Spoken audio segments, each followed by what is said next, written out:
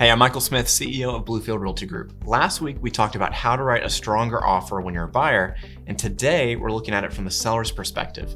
We've got 5 top tips of how to evaluate multiple offers to make sure that you're picking the right one. So the first thing you want to look at is price, but it's not necessarily the top line number that's the most important.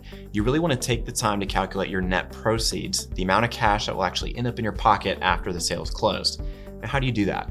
You're going to start with the price, and then you're going to subtract any concessions. Did the buyer ask you to pay $7,000 of the closing costs?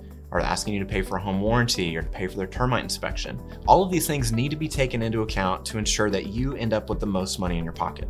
Number 2, we want to look at which types of financing the buyers plan to use. Obviously, a cash buyer is preferable because there are fewer potential roadblocks that could come up during the transaction. However, the odds are most of the buyers are going to need some type of financing. So whether they're using conventional, FHA, VA, USDA, or some type of specialty down payment assistance program, each of those types of financing have their own layers of complexity and different things that could potentially pop up during the transaction. So if a buyer needs financing, you shouldn't necessarily dismiss it, even if they're using one of those specialty types of loans. Your agent should be taking the time to have the conversation with each of the buyer's agents and each of their lenders to get a little bit more of the backstory so that you can make a more informed decision. And remember, a cash offer does have value.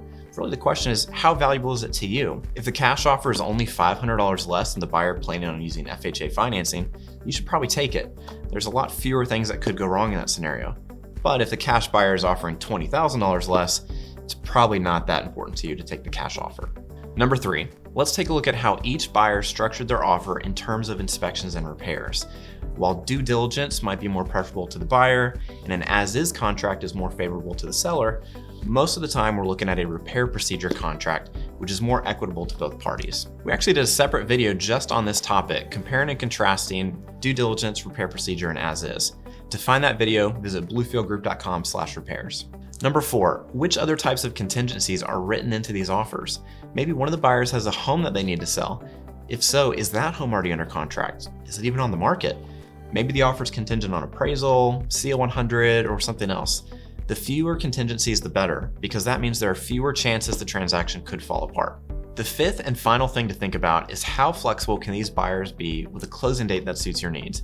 For example, you might have a really strong offer, but they need to close within the next 2 weeks, and maybe you haven't figured out where you're going next, and that's just not a good fit for you. On the flip side, you might get a really good offer, but they need a 60-day closing. And maybe you're already scheduled to close on your next house 40 days from now, and that's just not going to work for you either. So in situations like this, it's important to realize that sometimes closing date might be a little bit more important than making sure you get the absolute highest price. If you have any other questions about how to handle multiple offers as a seller, feel free to call or email us and we'll put you in touch with one of our top agents. At Bluefield Realty Group, we strive to be your guide throughout the real estate process, minimizing stress and maximizing results. Thanks so much for tuning in, and we'll see you next week.